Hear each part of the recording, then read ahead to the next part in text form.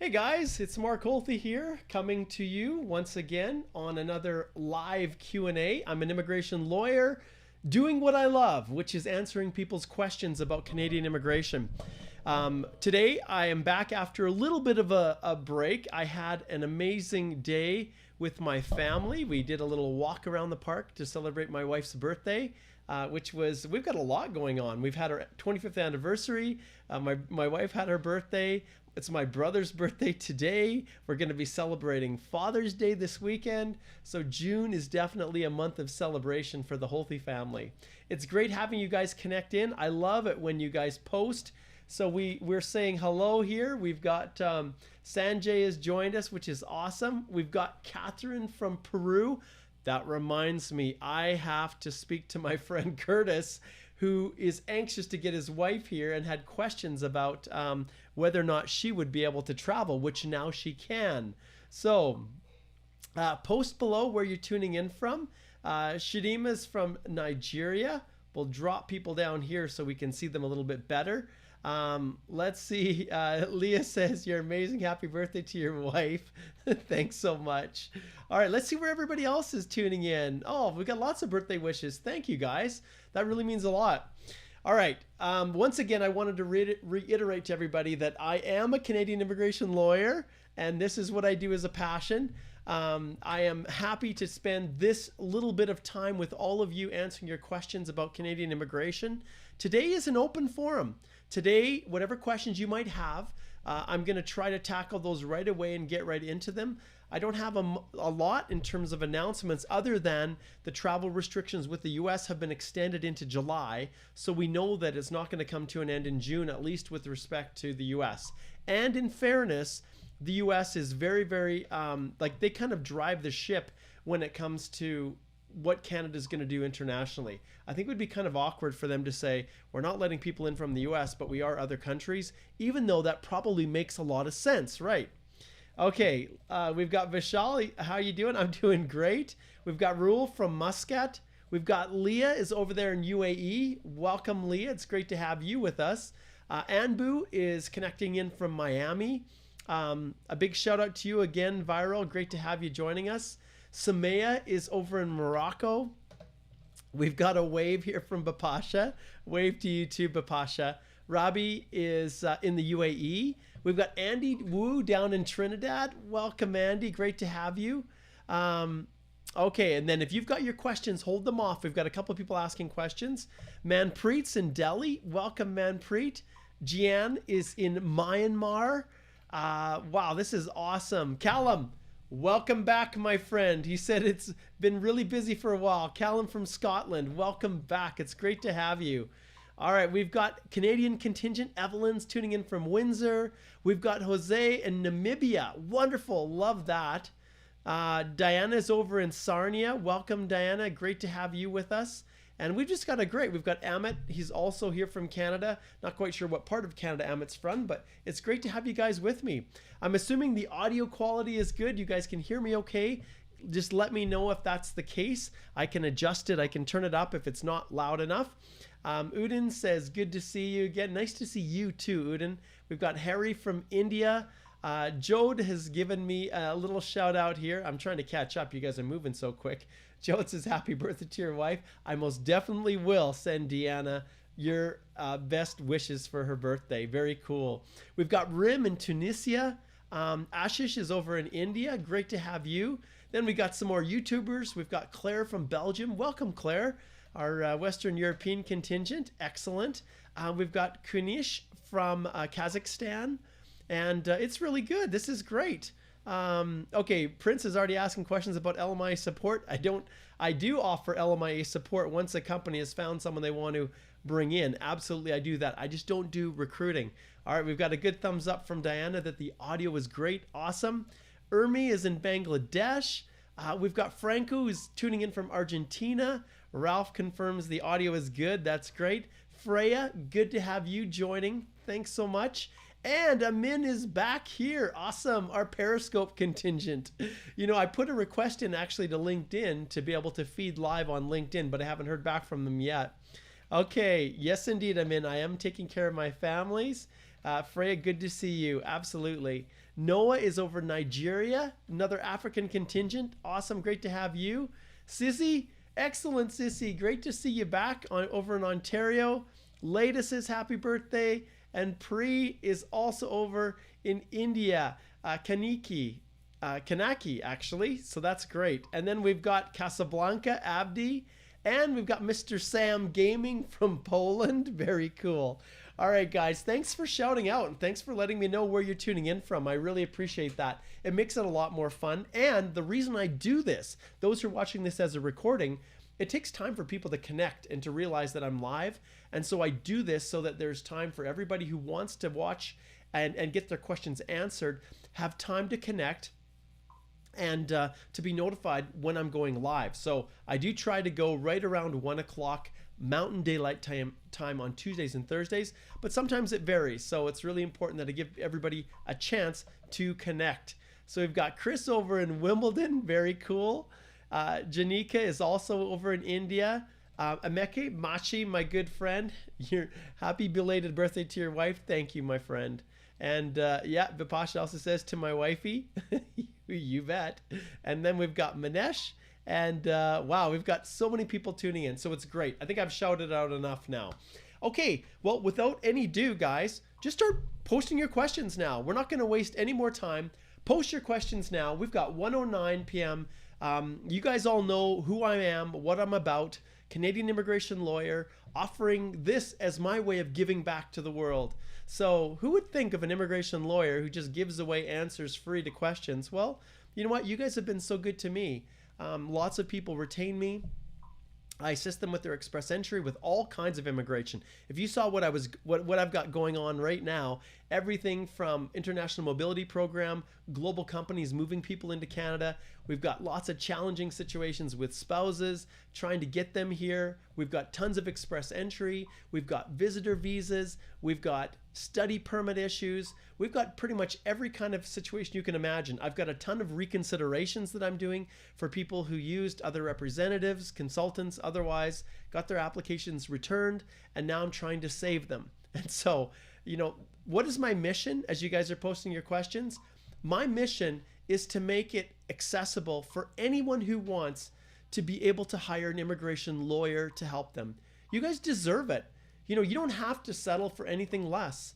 You deserve the right to be able to have access to a Canadian immigration lawyer and not to be cut out. It shouldn't be designed for only those who have you know, tons of money at their disposal. Like, access to justice and being able to get legal representation is something that has driven everything that I do, trying to find ways to make it more affordable. And this giving back is just one way that I try to help people.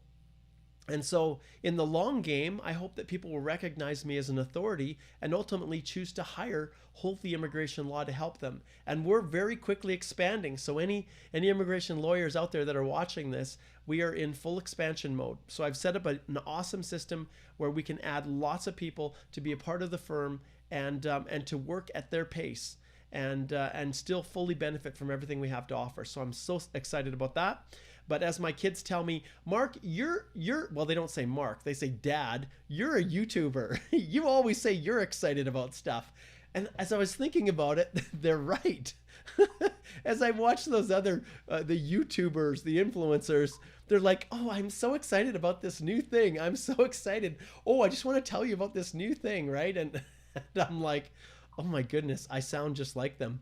But how can I not? I am excited about this stuff. This is really cool. I love doing what I'm doing.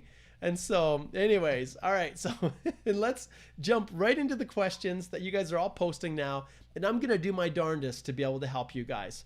Okay, let's see what we've got here. So Leah says, hey, Mark, it's showing on your website that you provide access to information request service for individuals and families for $500. Could you please explain this service? Absolutely. You guys can go on, and there's those companies that get the GCMS notes for you for like, I don't know, maybe $100 or something like that. But the difference between what they offer and what I offer is we start with a consult, then we make the request for the GCMS notes, Leah, and then after that, we go through them and I provide you with legal advice on how to deal with it. So that's the difference. That's why I charge $500 versus the other groups that, what are they doing for you? Nothing. You can submit your own if you know someone in Canada. You don't need to hire someone else. But what I offer is that initial kind of discussion, that consult to figure out what might be going wrong with your application, why you're actually asking for the GCMS notes anyways, which is your A tip here. And then once we get it back, then we talk about it. We look at it and I explain it. That's something those off-the-shelf GCMS guys just don't do. All right, so that's what it is, Leah. And those of you who are tuning in, if you guys, you figure out that, it makes sense for you to retain me to just look at things and to help you, all you have to do, I'll just shift my screen over here for you as soon as it loads up. Looks like the internet is saying, Mark, you were uploading too large of a file, and now I don't want to switch over. So that's possible. Let's see if I can find it here. I'm trying to load my firm website. Interesting. I can't. I don't know why. Whatever. I guess maybe, oh, there we go. Now it's coming up. It's just loading very, very slow. I have no clue why. Anyways, I'll leave it. Let's keep going on. But you guys can go to my site and, oh, it looks like it finally loaded up here. So I'll just flip over here to my other screen. So this is what it's all about. Immigration representation done better. And all you have to do is click on the Start Here button in the top right-hand corner. We'll close Leah's information here. And then why it's loading so slow, I honestly don't know. I'll be honest, I don't know. But anyways, you click here, Start Here, and that's where you can log in to book the consult. Click, click, and you're in. Simple as that. All right, so let's go back here. Now we're going to jump over and we're going to get to Mr. Sam here, who says, just want to say you're doing such a great job sharing your valuable knowledge. God bless you. Thanks. I appreciate that, Mr. Sam.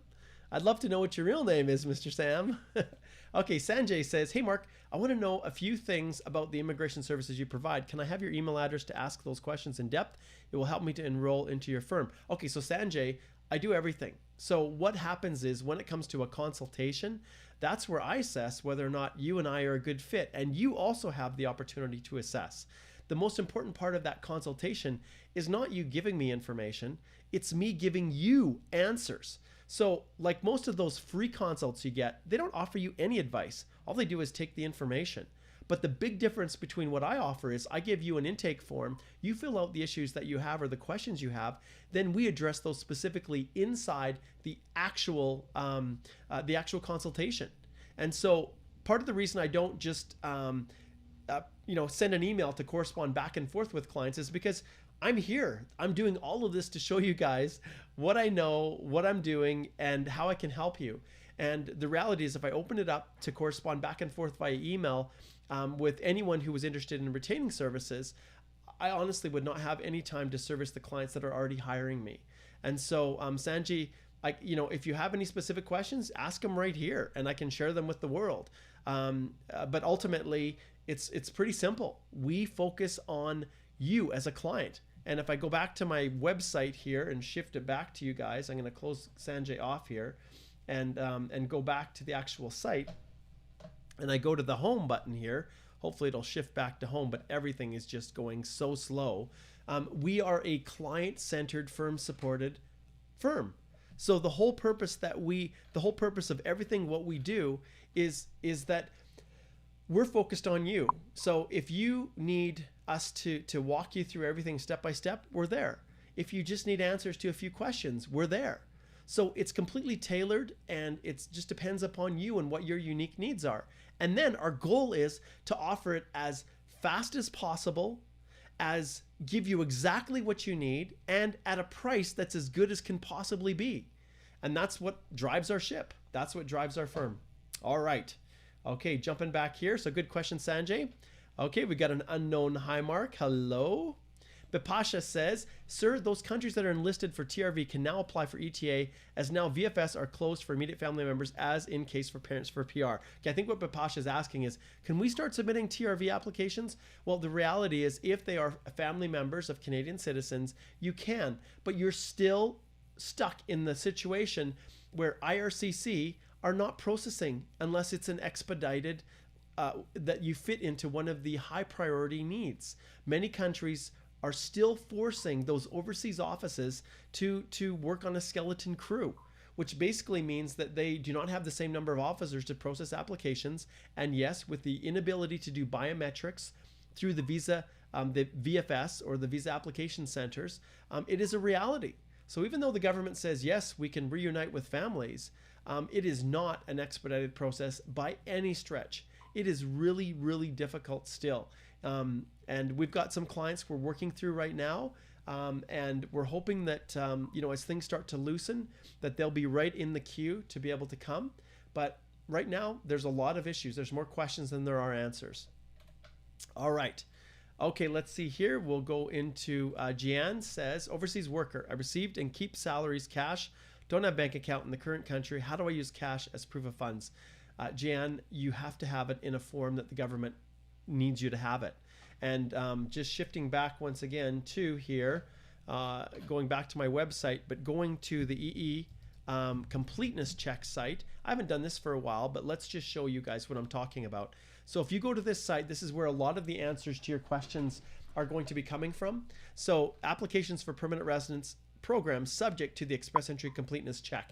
This is where you get the directions. So if I go here and I search for bank, well, really, it takes me to proof of funds, and this is what you have to do. So if you've got cash, you got to put it into a bank account because they want to see through an official letter from one or more financial institutions, a letter that's printed on the bank letterhead, and it must contain the contact information, the account numbers, the date the account was opened, and the current balance for each account, as well as the average balance for the past 6 months. So that's basically the threshold. So that's the only way. There's no way that you can, Jan, that you're able to actually, take a picture of the cash in your hand or something like that. It has to be deposited into account, and the government they're very, very strict about that. Okay, Mahadi says, hey, is there any news for private sponsorship? When the border opens and allow for us to land in Canada, I'm already done interview and medical before pandemic. Okay, so this is something that there's no change. The reality is, as long as the borders are closed, at least to most countries, those types of applications that are more paper-based applications are not going anywhere. And they're still at a standstill. And I know that the government's working on it. They're trying to figure out ways, creative ways. But if it's paper-based and a lot of the sponsorships are that way, you're just going to have to wait until things open up again. And I know that's not what you want to hear, Mahadi, especially when you've got everything done. The interview, the medicals, everything. You just want to come. I understand that. My heart goes out for you. It goes out to you. But as it stands right now, that's just not going to be possible until they open things up. Okay, Yash says, what are your thoughts on doing 8-month graduate certificate course for postgrad and study in Canada CRS points? Yash, I think it's the worst idea in the history of the world.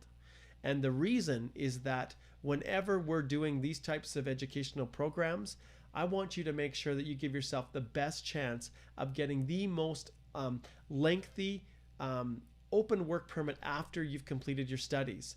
And often with short-term courses, now it's a graduate certificate course, but I don't know exactly what that means. I don't know exactly how that would be treated by immigration for the purposes of those post-grad work permits. But those post-grads are everything for you guys. So please, the education industry is full of crooked, unscrupulous agents and just people that are looking to exploit you. Any of them that are offering these short-term courses, unless it's some kind of a course that's short-term but is at one of our public institutions, well-respected, one of our universities, it is not worth your time. The school must have the ability to issue you a postgrad work permit after. That's mandatory. And so if it doesn't, do not waste your time. Don't do it. It's not worth it. You need to give yourself the greatest chance of success, and that is through working after you obtain your actual credential, your degree or diploma at a Canadian institution.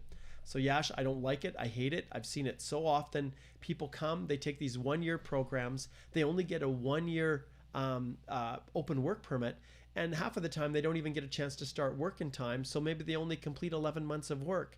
And then what does that give you? Nothing. You need to have at least 1 year of skilled work experience in Canada in order to qualify through the CEC. And so don't waste your time, my friend. Do not. All right. Jode says, my passport will expire in the next 6 months.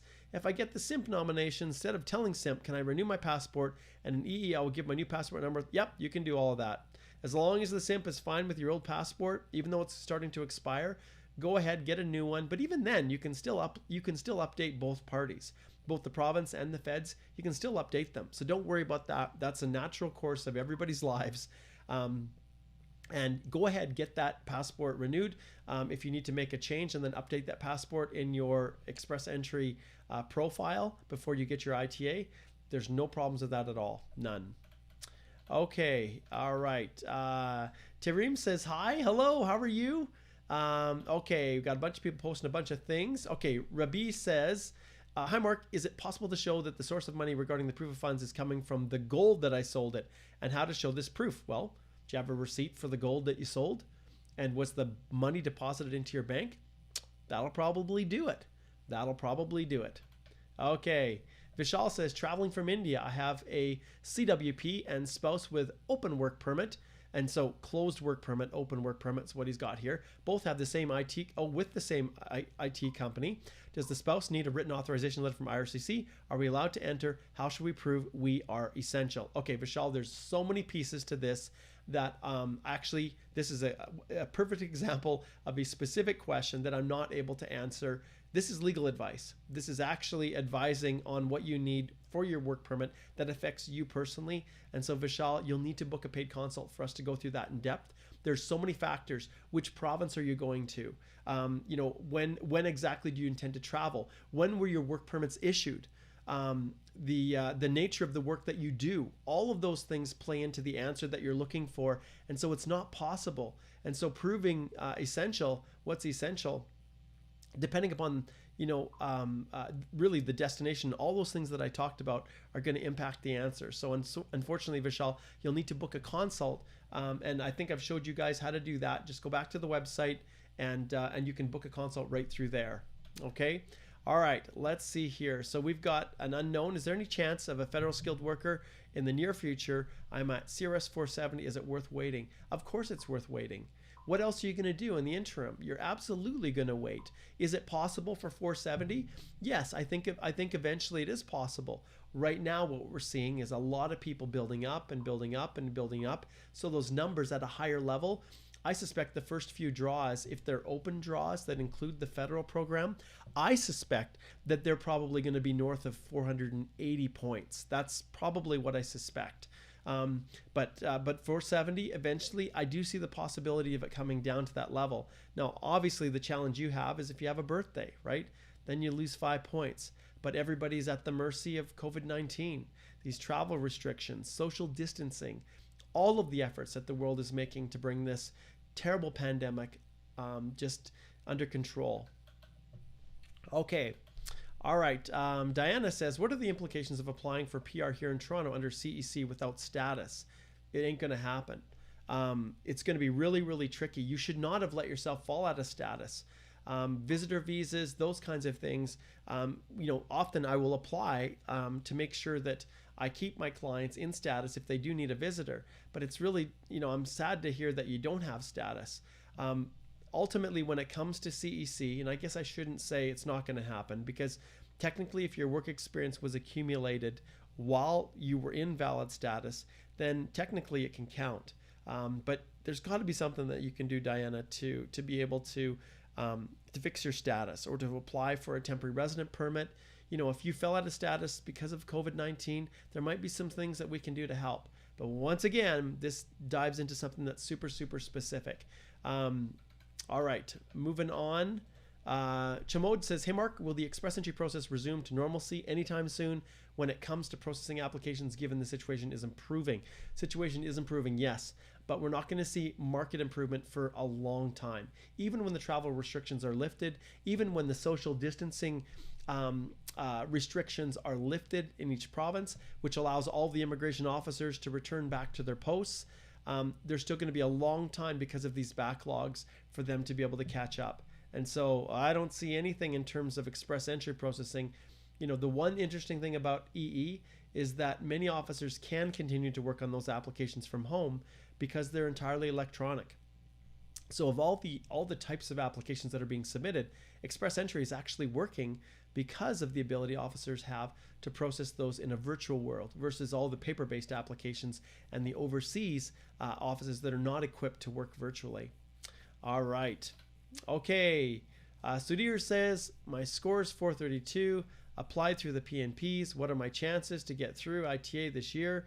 Given current situation, please advise. Sudhir, once again, this is more specific, but I can tell you that at a score of 432, it's probably pretty low unless you're actually already in Canada. And we've seen these CEC draws. The last one was like 437, I think. Ironically, I believe that that's what I predicted when someone asked me the week before or a few days before. I said, well, based on the numbers, it's probably going to be about 437, and lo and behold, that's what it was. But if you're outside of Canada, highly, highly unlikely. There's just too many people that are over 480 points. And when it comes to all software developers and all that kind of stuff, networking, those types of IT positions, it just comes down to whether or not provinces like the Ontario Immigrant Nominee Program, sometimes they do have those draws. So for sure, keep your profile in. Some provinces do poll based on occupation. So, but the likelihood of it happening, I think, is pretty low right now. Okay, Unknown wants to know more about the Atlantic Immigration Pilot Program. What are the steps to apply? Haha, this is a great segue for something that's really cool. So the Atlantic Immigration Pilot Program. We're going to go right here and see if this opens up a little bit faster. Immigration Podcast. You guys, if you haven't subscribed to this, you better do it, because this is another source of awesome information. So this is a personal favorite of mine, is the CBSA Above the Law. That was with one of my good friends, Argavan Jarami.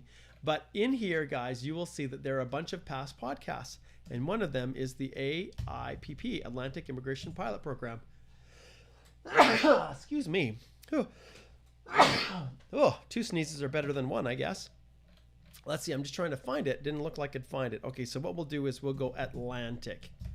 Maybe I didn't use the short form of it. There it is, Atlantic Immigration Pilot Program. So go here, and maybe Igor can post this in the comments, but this is a detailed podcast that I did with Janet Thompson-Price, a lawyer who practices in New Brunswick. And although we did this over 2 years ago, the reality is this is when the program started, and it has not changed substantially since. And in here is a lot of great resources that are available to you that Janet provided.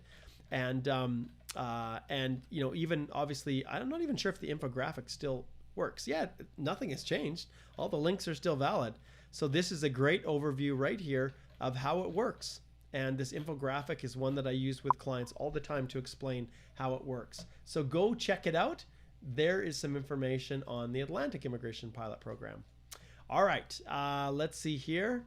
Ermi says, sir, can you give me a query answer? My application is in PIU for more than 2 years. Still, I've been waiting and I've not been asked for anything. What can I do now to accelerate my application process? Ermi, I need a paid consultation with that, my friend. There's, you know, when it comes to applications that have stalled out, there's a ton of different reasons why that is. And we need to look at everything carefully to see if there is room to push it forward. When something is stalled out for 2 years, sometimes we have to file a mandamus application. So it's an application in federal court that says, look, immigration, I've given you everything I need and you're sitting on this. You can't hold me ransom for all of my life. Like, you actually have to move forward with processing, make a decision. You can't just sit on it. And so sometimes those mandamus applications are the ones that you use. But everything is in flux now. Everything, even the courts right now, are really struggling figuring out how to allow the various hearings and matters to go forward when there's still social distancing that exists. Okay, all right, moving forward here. Karen says, people have been posting on Facebook. Oh, I love this. Okay, let's see where this one's going. People have been posting on Facebook about IRCC asking for additional documents over the last week for FSW applications.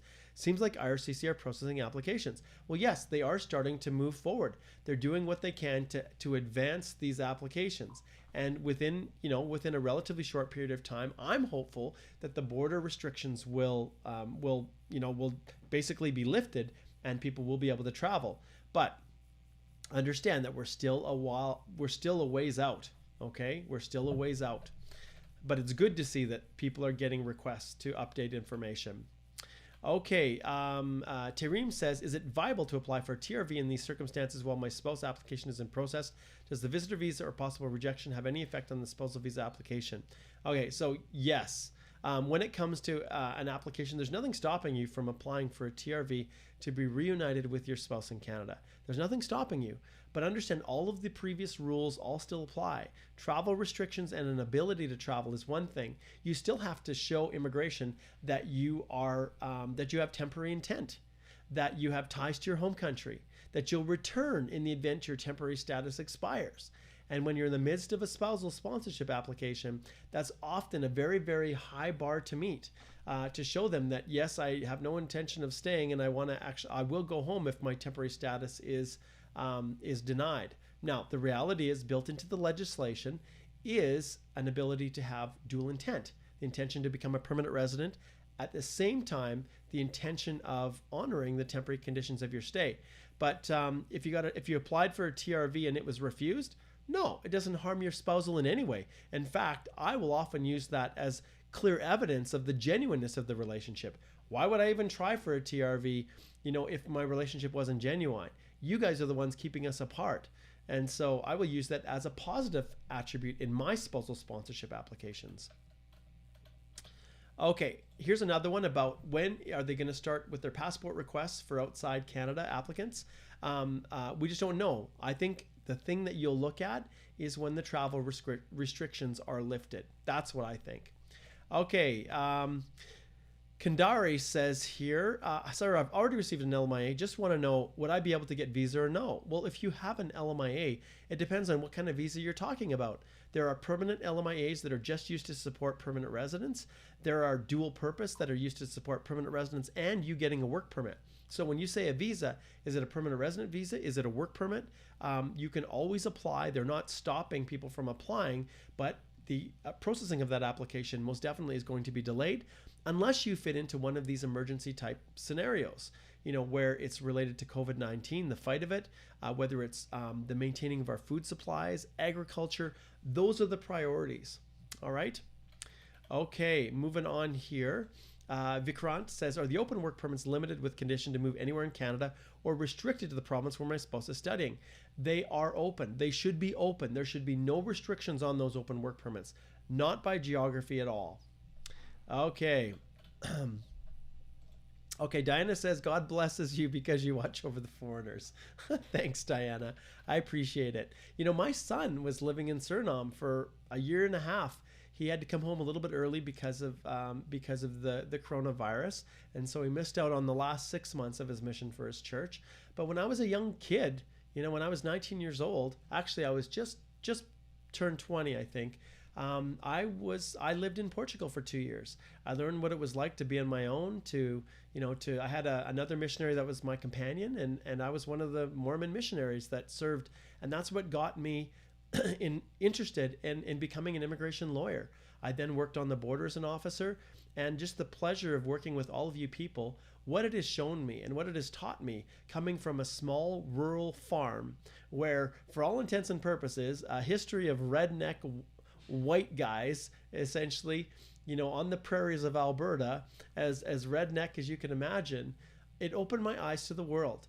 And having practiced immigration, having had the opportunity to work with you guys, like every day I have consultations with people all over the world. In fact, today I had 2 full application reviews and another review this afternoon, where I review the applications that people who retain us to assist them.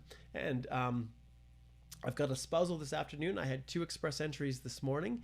And what it's opened my eyes to is the reality that we are all brothers and sisters. We are all children of a God that is above. And we each are not nearly as different as everybody feels we are. Regardless of the color of our skin, we are all equals. And the key for us all over the world, no matter what religion we are a part of, no matter what ethnic background, gender, sexual orientation, anything like that, we are all equal. And the key is to figure out a way for us to get it in our heads and to get it out of the institutions of the world so that everybody truly is treated equally. And that's, for me, that's one of the things that I've learned over the past, 25 years of my life since I served my mission. And I'm so grateful for an understanding of this. We've got a long ways to go, as we can see all over the world, especially in the US, everything that's happening. My heart goes out for, for everyone. This issue is just something that is so widespread. It's not just an issue for Black people in the US. It's an issue for the Indigenous people here in Canada.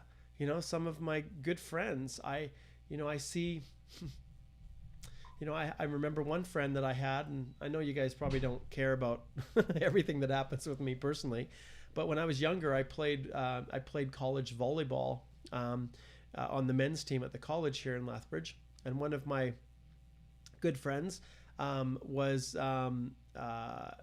First Nations here in Canada, and he had his whole life ahead of him. He had an opportunity to go to college, to kind of get off of the reserve and try to move forward with his life. But in the end, he wasn't able to break free because of just the way Canada is. And this is what has to change. And my heart goes out. He's not the only one, and I'm not even sure where he is now. But he was awesome. He could jump so high. He was so gifted.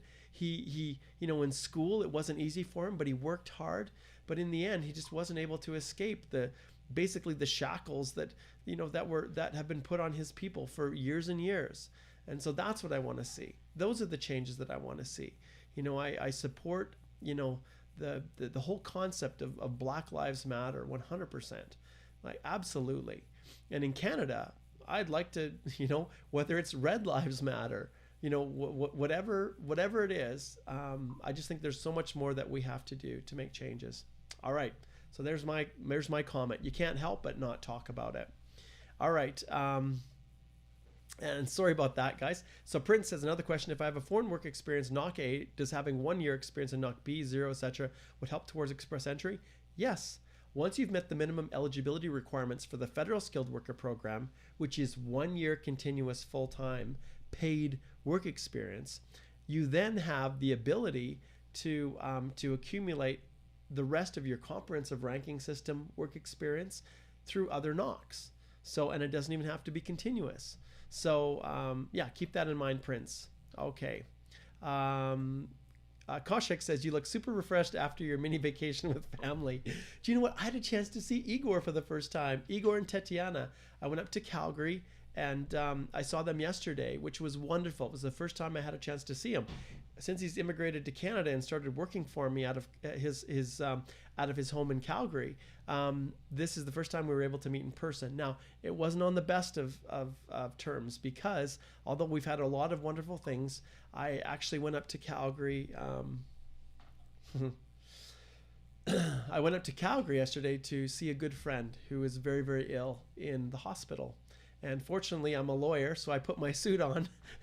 And technically, I was advising him on legal matters, but every bit as much there as his friend. But his kidneys have stopped working, and he's got a tube down his neck, and he has dialysis that he has to do. And I was able to go in with him while he was having his dialysis and spend some time with him. But it's tough times for a lot of people. And so his family's really worried about him, and he's been a friend for years. And so... good, refreshed, you bet. A little bit, heavy heart for sure. Okay, sorry, I don't mean to get emotional here. Talk about a lack of professionalism, right? This is the problem. This is the thing. I've been warned by some people that no one wants to hire me when I'm not professional and when I'm not acting like a lawyer. Well, to heck with that. You know what? This is me. And hopefully people realize that I am real. This is no fake phony Mark. This is me. Okay, sorry, back to the questions here. Okay, this person says, I want clarification about proof of funds for express entry of my bank account, but if I am moving to another country and transfer money, does it affect my application? No, just document it, track it, show how the funds were transferred, trace them back, and you're just fine. No problems. Okay. All right, my Tommy, fantastic. You're going to tell me what your real name is. If you finish the study program and want to take another one, do you need to apply for a new permit or for extension? How high is the refusal of study permit extensions, and what might be the reasons for rejection? Okay, those are very broad. There's a number of reasons for rejection. One is they don't believe that your education is actually genuine and it's part of a plan to allow you to improve your employment, prospects. That's one of the things. When it comes to the new study permit, if your study permit is valid, you can continue studying on that same study permit. But if it's running out, obviously you need to extend it. So, but everything has to have a reason. And remember, if you've studied and obtained a postgrad work permit, then going back to school is not going to give you another postgrad. And many people fall into that trap. So understand that you better make sure that that the best foot forward you make is your first one, and that you really strategize, and that you make sure you know what you're doing, and that you have a plan in place, right? You're spending 3 times the tuition that a Canadian would spend, and often these other programs that you take are useless.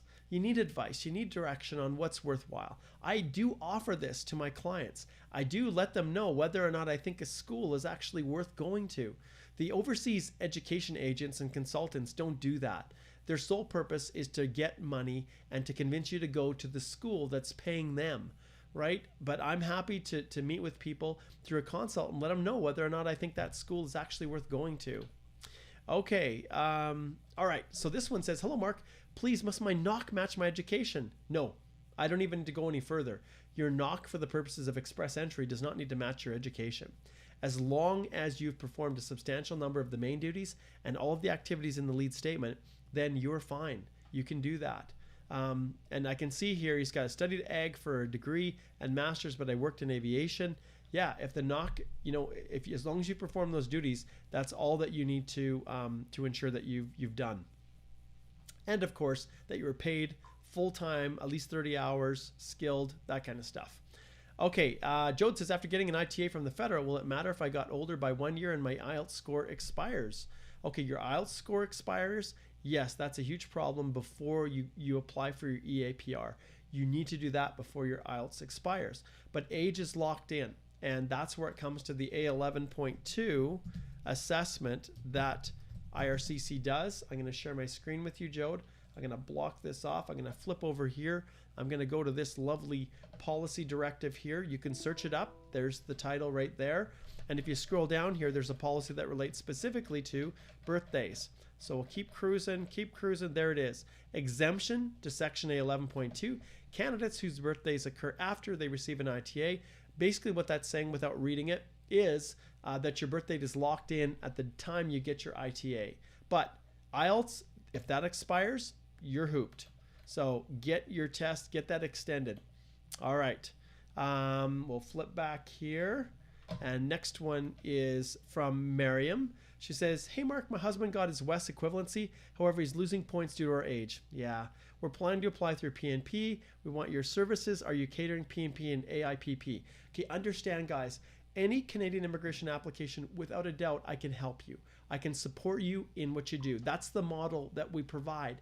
We provide support to our clients and their journey. Who are my clients? Who's my ideal client? Well, I'll show you who my ideal client is, just so that you guys understand this. I'll flip back to my website, okay? And then I'll go to our approach. And then we are client-centered firm supported. There we go, okay? And if I go down here, we give her, let's see here. I'm trying to find the latest technology, what clients say, what we do. I wonder if I even have it here, what we do. Let's go back here. I'm just trying to find... I hardly ever go here. So I think the reality is what makes it so special, who we love to work with. Okay, hooray, I finally found it. Igor's in the midst of working on doing a bunch of stuff for us here. But essentially, this is what I want you guys to understand. Our clients are DIYers at heart who understand the value of hiring an immigration lawyer for support, but don't want to relinquish control over their applications, okay? They love the idea of a more efficient, collaborative, and cost-effective approach that eliminates the inconvenience of time-consuming trips to the lawyer's office. Yes, we're virtual. Simply put, our clients want to get their application approved the first time and are willing to do their part to make it happen. So what does that mean when I go back to the question that was asked here? What does that mean for Miriam? What it means, Miriam, is that I do not match individuals with employers. When it comes to PNPs, I rarely will take a client on and then wait for these spontaneous category B draws from the Nova Scotia program. I don't want to ever prejudice my clients. And so what we do is you drive the ship forward. We do a consult. We talk about the options. You go forward. You prepare your documents with our support. Then we review them and you go forward and you control the process. So with the AIPP, if you have an employer that's interested in hiring you, Miriam, then absolutely. I step in, I help the employer do the parts that they have to do to get registered. And I help you reviewing all of your documents. And I'm working with clients right now who have received notifications of interest from the Ontario Immigrant Nominee Program, their Human Capital Priority Stream. And so, but that's it. But I don't, it takes a real special case for someone to convince me to fully represent them. Largely, I shouldn't say fully represent. That's a stupid term. No, the traditional model of me as being the godfather who knows what's best and don't ask me questions, do as I tell you and I'll submit it. No, I do not subscribe to that. You are smart. You're intelligent. I'm here to supplement all of your knowledge, all of your understanding. That's what I do. And then together, collaboratively, that's where the client-centered, focused on you, you maintain control, supported by us and my team. That's what it's all about. Okay, there you go, Miriam. So I would be delighted to work with you. Okay, Callum. Hey, Mark. So as the provinces begin to phase out of their COVID-19 lockdown, are we expecting the borders and FSW, FST draws to remain closed until they have successfully phased out? The reality is it all comes down to, yes, not only Canada, but the country conditions all over the world. And so when it comes to this, yes, I don't think until the border restrictions are loosened, I don't expect any of the FSW stuff or FST stuff, at least for people outside of Canada, to continue. They're going to hold that in abeyance until they know for sure that people can travel. Good question though, Callum. Okay, Kartik, any updates with the parent, grandparent? I can tell you that there's same thing. They don't want our elderly grandparents risking their health coming from another country to Canada. They don't want that. And even when they come over, they don't want people then through their travels getting sick and then overburdening our Canadian health system. So that's why we're not seeing any action so far with parent and grandparents. Now, can they visit? Yes, Canadian citizens and permanent residents do have the ability to invite their parents to come, but understand if a new TRV is required, if a new ETA is required, all those kinds of things, all of the old rules still apply. And if immigration says that someone needs biometrics, or if there's something else that they need that requires the access to the overseas visa offices, all of those are still stalled out. They're not going anywhere. All right. Okay, Ashish says, what are the odds of 40 years young getting PR? My friend Ashish, there's so many factors at play there. You haven't even indicated your knock code. So I don't even know what your actual work history is. That's really the kicker for people like you, Ashish. Is there an availability for an intercompany transfer from the company you're working with? Do they have an operation in Canada? Do you have a job offer? Going to school, you'll see some of these consultants out there, some of the bigger, more popular ones, advertising, how, people who are overage can use study permits to go to Canada. I really take issue with that because the likelihood of getting it approved is very, very low. And so you have to really justify how now at the age of 40 years old that all of a sudden you want to go to school, and that the purpose of that is not to proceed forward with express entry, but that the purpose is to increase your employment back in your home country, which is really the standard. That's really the test. How is this education going to help you get a better job when you go home? So Ashish, that's book a consult, man. We can talk about it. We can talk about it. Okay. Karen, I just submitted some just recently. It took about 3 weeks. 3 to 4 weeks is right now just for the notes. Is how long it's taken to get the GCMS notes. Ralph says, yes, you are a YouTuber. 2020, you get a YouTube button, I hope. I'm not quite sure what that means, but I imagine it's some kind of a little reward for having so many subscribers. The reality is numbers are irrelevant to me. What's important to me is that the people who are connecting with me that are subscribing to the channel value what I'm doing. They're able to take advantage of the information I'm sharing, and that through the help that I give, I'm making a difference in their lives. That's what it's about. Whether I have 1 million subscribers or whether I have, what do I have now? I think about 18,000 or something like that. The reality is that the people are actually benefiting from it. It's not a popularity contest. It's all about just being able to help people. Now, with that being said, Ralph, would I love to have a button on my page? Sure, that would be fantastic. It would be really cool. Not too many lawyers have buttons on their pages. But the reality is, what's more important to me is knowing that I'm making a difference in the lives of people.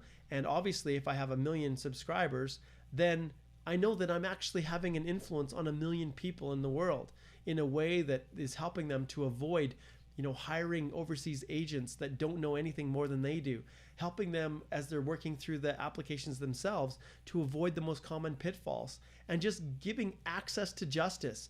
Once again, I'm going to repeat, and I'm probably going to make it a part of my tagline.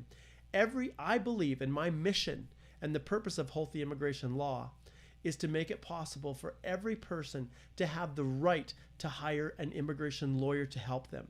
Why would you settle for anything less? You deserve the right to have an immigration lawyer helping you and guiding you through the process. And I think it really irritates me when people have to settle for something less. And so that's what I'm striving for. I'm striving for a way to find, a process that makes it easy for people to do it.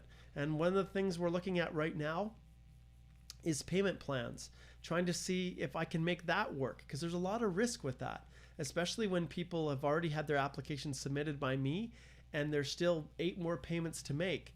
In the past, people have not always been so honorable in making those payments.